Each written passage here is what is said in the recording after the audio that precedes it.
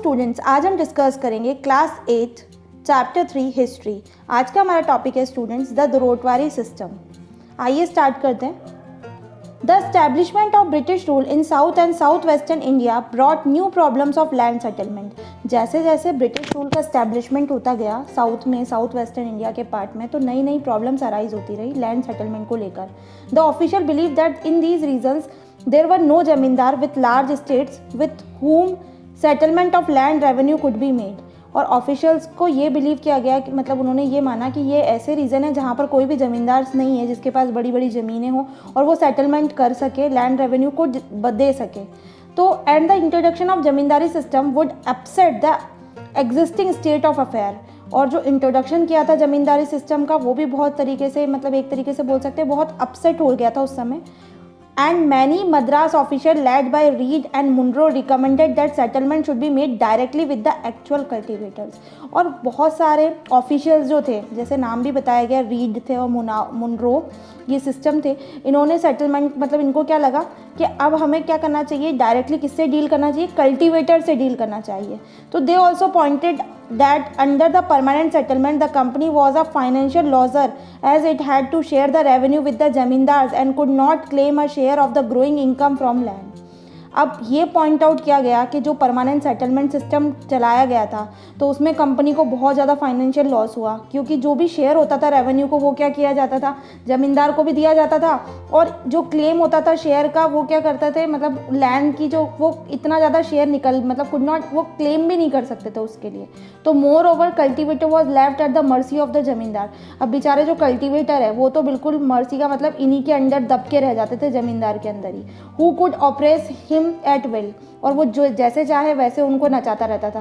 तो under the ryotwari settlement the cultivator was to be recognise as the owner of his plot of land. और फिर हमने देखा next system रोटवारी settlement, उसके अंदर कल्टिवेटर्स को एज अ रिकॉग्निशन, मतलब एक रिकॉग्नाइज्ड एज अ ओनर बताया गया प्लॉट जो लैंड है उसका, subject to the payment of land revenue. The supporters claim that it has a continuation of the state of affairs that had existed in the past. Munro said it is a system which has always prevailed in India. Munro ने कहा कि भाई ये ऐसा system है जो कि हमेशा चला आ रहा है इंडिया के अंदर। And the ryotwari settlement was in the end introduce in parts of Madras and Bombay presidency. और इसके बाद जो रोटवारी सेटलमेंट था उसकी वो ख़त्म होना स्टार्ट हो गया मद्रास में और बॉम्बे प्रेसिडेंसी में इंट्रोड्यूस होने के बाद। तो gradually this system was extended all over south India, और बाद में जो ये सिस्टम है ऑल ओवर साउथ इंडिया में एक्सटेंड किया गया। और settlement under ryotwari system was not made permanent. और जो सेटलमेंट रोटवारी सिस्टम का बनाया गया था वो परमानेंट नहीं था। It was revise periodically after 20 to 30 years when the revenue demand was usually raise. और जैसे जैसे रेवेन्यू की डिमांड बढ़ती जाती वैसे वैसे इसको रिवाइज कर दिया जाता, कम से कम आफ्टर 20 से 30 साल बाद। और जो रोटवारी सेटलमेंट था did not bring into existence a system of pheasant ownership. ना तो रोटवारी सिस्टम ने कोई एग्जिस्टेंस नहीं लाया था, कोई ऐसा सिस्टम नहीं लाया था पीसेंट की ओनरशिप का। Peasant soon realise that a large number of zamindar had been replace by one big zamindar. और पीसेंट्स को भी ये रियलाइज होना स्टार्ट हो गया था कि जितने भी बड़े बड़े जमींदार थे वो रिप्लेस होना स्टार्ट हो गए थे जब कोई और बड़ा जमींदार आ जाता था। तो the state and that had mayor government tenants whose land was sold if failed to punctuate pay land revenue।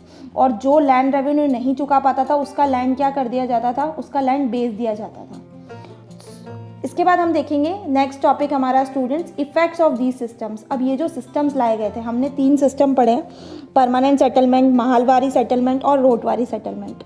तो अब इनके क्या क्या इफेक्ट्स हुए इसके बारे में देख लेते हैं। All the above mentioned land revenue system led to improvement of the rural population। अब ये जितने भी सेटलमेंट्स लाए गए थे लैंड रेवेन्यू से रिलेटेड थे, और ये सब के सब क्या करना चाहते थे, मतलब रूरल पॉपुलेशन, क्योंकि रूरल एरियाज़ के अंदर ही थे तो ये इम्प्रूवमेंट लाना चाहते थे।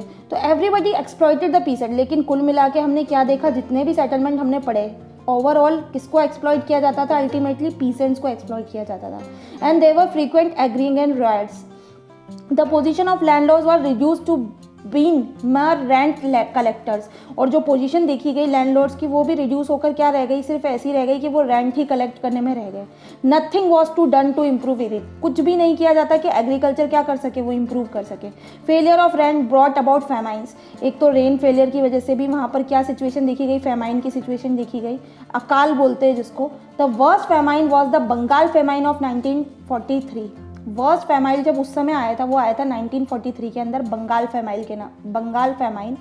तो lakh of people died due to shortage of food, और बहुत सारे लोगों की डेथ हुई थी क्योंकि खाने की कमी हो गई थी। And also no money to buy food, और लोगों के पास पैसा भी नहीं बचा कि वो खाना खरीद सके।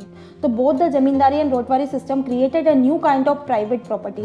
तो दोनों ही सिस्टम, जमींदारी सिस्टम भी और रोटवारी सिस्टम भी, इन्होंने क्या किया, एक प्राइवेट प्रॉपर्टी की नया सिस्टम स्टार्ट किया।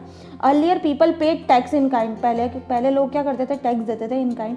Now when ever the pheasant और द जमींदार वर unable to pay revenue in cash in time, the government auctioned his land or else the peasant sold part of his land। और अगर ऐसा होता है कि कोई भी ज़मींदार है वो अगर नहीं दे पा रहा है तो उसकी जो ज़मीन है वो क्या कर दी जाती, ऑक्शन, गवर्नमेंट उसको ऑक्यूपाई कर लेती और उस ज़मीन की बोली लगाई जाती, और फिर क्या करा जाता कि जो पार्ट होता लैंड का उसको बेच दिया जाता।